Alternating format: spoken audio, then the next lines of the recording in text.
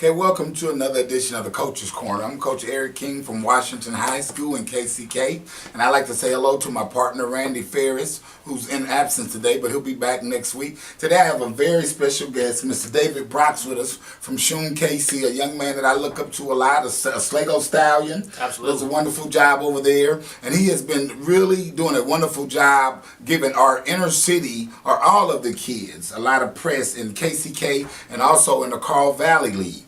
Right. Okay, so do me a favor. Tell us a little bit about yourself, young man. Give us a little bit about your background, where you're from. And my name is like David that. Brox. Grew up in Kansas City. Graduated from Sligo in 1994. A long time ago, back in the good old days of Sligo, back when they were winning state titles and everything. But Right. I went off to college at K-State, came back home, and saw my cousin playing basketball, Vernon Vaughn, at Sumner Academy. You know about those Oh, battles. yeah, did a wonderful job. Yeah, did a wonderful job. But he blew up on the football field, and I just started doing a lot of research about how to get him out there, or how to promote him, and do different things like that. I wanted him to get an opportunity to at least get looks, because there was actually one season Metro Sports produces their awards every year. They come out and they kind of snub my cousin. I mean, he had 17 touchdowns, 800 yards. And Right, I remember that year. He was the best around. Absolutely. And I don't understand that but to this day. He didn't get that exposure, and it's just that is what I wanted to create for him. And once I was able to see some success, he got a scholarship at Kansas State to play football and be able to go up there. I was just looking at what can I do for the rest of the city. Sounds And good. start running into Javion Browning and different players like that that really stood out, and I wanted to promote them.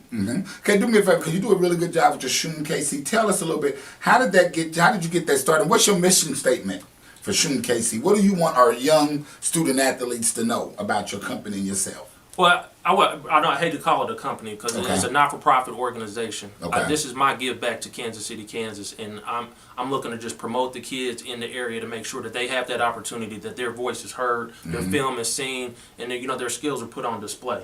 So it's a small portion of the overall package to get yourself a scholarship to play at the next level. And what you do on the field is what you're doing in the classroom. So I like to talk about different things like that, how you're able to promote yourself in terms of present yourself in the interview situation. So we do media days, we do interviews on our show, Shoe KC Sports Pass, that we put online, and then the broadcast piece of it. I want to be able to have professional looking film for them to be able to send off to coaches, and it gets the community involved in the games and stuff that we're doing each week too. Right, and you do a wonderful job at that. Like I said, I've had my players and you've done our games, and I am very happy that you have taken the time, you and your crew, to come out and do our games. You do a great job with that.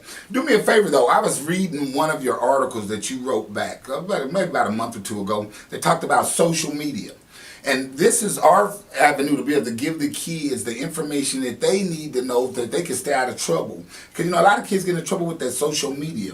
Can you do me a favor? Tell us one or two things that you can remember from that article that you want our young student athletes to know about social media. So social media is a kind of a good and a bad thing. It enables you to get yourself out there, but it also expose you. And what I would want kids to understand is when they go on social media, these kids, these coaches are playing this. I mean, this is bread and meat for them. Right. They got to win. Right. And they got to tie their name to you. And when you're out there trying to put in a piece of work and get a scholarship from them. Right. So if you're on Twitter and you're using foul language, doing different things, promoting the wrong things, retweeting this, before you send that out, you just gotta. I always use a rule of thumb: if you would not stand in front of your mom or your grandmother and say that, don't put it on social media. That's good. You hear that? These coaches definitely they will go look at a Twitter line and go check you out from the moment you created that account to the end. And now I've seen kid after kid. They will stop recruiting you if you're not doing what you're supposed to do in public, because you're representing them and their university. Right. You kids hear that? You must watch what you are putting on your Facebook pages and all that. It's not worth it. Keep it clean, like this young man just said. If it's not something that you can say in front of your mother, you shouldn't be saying it. Okay, you got to leave all that alone, because college recruiters are watching you. Okay, do me a favor. You had another outstanding article that I was reading about that talked about parenting and education. Can you tell us a little bit about that article? Because you were talking about raising the expectations. As we need to do this, especially in the inner city where we're from. Absolutely. So I'm from KCK, and I grew up poor. My family was on welfare when we grew up. So I know what that environment looks like and how important and how valuable a scholarship could be, a college education. Graduating from high school, statistics show is not going to get you where you want to be. I mean, it lands you around the poverty line. Right. You know, statistics. So, I mean, it's just raising expectations, teaching our kids at a very young age that, you know, high school is just a step in the direction that you need to go. You need a college degree. You need a skill of some kind. I'm not saying everybody has to go out and get a college degree, but go get a trade. Maybe you could be a plumber, an electrician, or something along those lines. Or, you know, if you're business savvy, I mean, that's a little bit more risk involved in that. But stop setting your expectations at just high school. That's not where we need our kids to be. And I'm just trying to continue to set an example for everybody out there that, you know, I was able to get through college, and it's been real fruitful for me. Right. And I want to see them do the same thing. Right, there you go. You hear that, kids? You're getting great information from this young man right here. Now let's talk basketball real quick. You've seen a lot of games. You've covered a lot of our games. You've covered games all around the metro. Can you give our young kids just give us two different things that they need to work on, two skills that they need to work on? It could be offense, defense, rebounding, whatever, that you see that we're lacking, especially in the urban area. One of the biggest pet peeves I see in basketball is that at a higher level, when the skill goes up, you don't get 15, 20 dribbles to get to the basket, going between your legs and doing all that. The good players, you know, professional players, the good college players, they get 2-3 dribbles. Right. They're able to get their shot off. Right. You see a lot more dribbling at this thing, you know, the lost skill of the assist and seeing a lot of value in that. That's probably the biggest thing. But, I mean, we got some talented young kids that can shoot the basketball and just being, you know, savvy and being able to make those good decisions on the court. You hear that, kids? Work on your skill, decision making. Very important. Okay, don't just go out there and think because you can dunk or I can shoot a three that I'm good, I can play. The game is much more than that.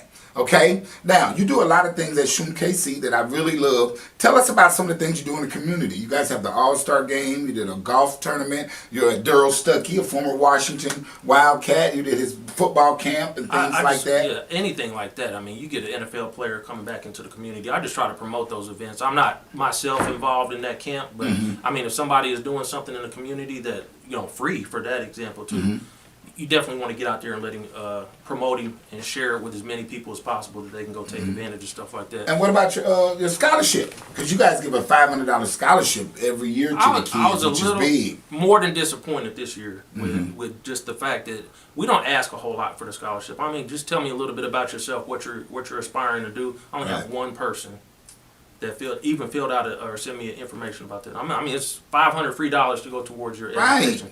So I mean, you got to be able to. It's not just my scholarship. It's a whole bunch of scholarships out there that are available to kids year in and year out if you just go put in the effort and look for them and apply. The worst that could happen is have somebody say no. So we did the scholarship again this year. I was fortunate that we were able to do that. But probably our biggest event each year is the All-Star Game. And a couple of years ago, we were talking about the big Kansas-Missouri game, and a lot of the kids in our area don't get that opportunity to go play in that game. So it was actually Coach Parr over Summer Academy that kind of just threw that idea out there. And if I get an idea that I can embrace and I can get behind, I'm going to go try and make it happen. And we got a couple of people to sponsor it. We had it over at KCK Community College.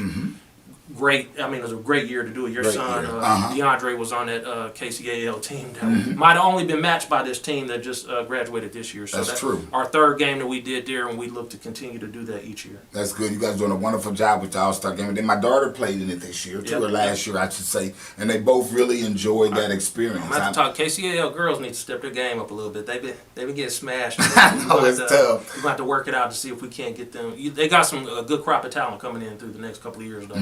Yeah, should be fine. Should be fine. Let me have one more question. Tell me, how has doing this job in Shum KC affected your life by giving back? How has that made you feel just a little bit better? Because, like I said, you worked really hard for our community. Right. And, how has that affected you?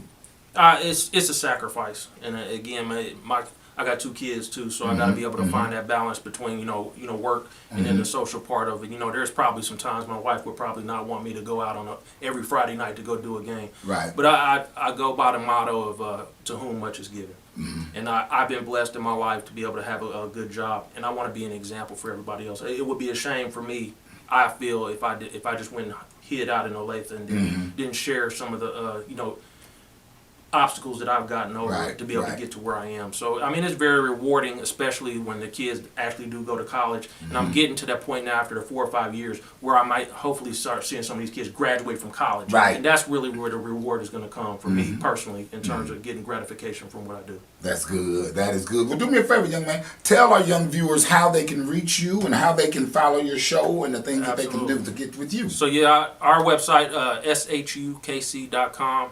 We got broadcasts. We do different things like that. You'll be able to find our Twitter handle. We've got a Facebook page. We share pictures. I come out and shoot games and, share them with all the kids as well too. So give them an opportunity. I got my partner, Vernon Birmingham, Mark Snyder, who does a great job in terms of being our technical producer for the shows and the broadcast that we do. Does a fantastic job. I got some great people, parents and stuff that help a lot as well. So, I mean, we appreciate it. Follow us on Twitter at ODogBrox. And not all people will know about ODog, but you go back a long way. Oh, yeah. Menace to society. Right. Well, I just want to thank you, to be honest with you, for all you've done, you and your staff. And I want to thank you for being on our show, The Coach's Corner. Okay, as my boy would say, Coach Ferris, go hard or go home. Okay, and we want to thank our sponsors. And also, don't forget what I always tell you guys. You can be the best as long as you work hard at it. You are worthy. Thank you, and we welcome you. Bye-bye. I'm IFBB Bikini Pro Cat Williams, and when I'm not working out in the gym, I'm searching the web on Cascade Media and What's Up Kansas City. So make sure you check them out.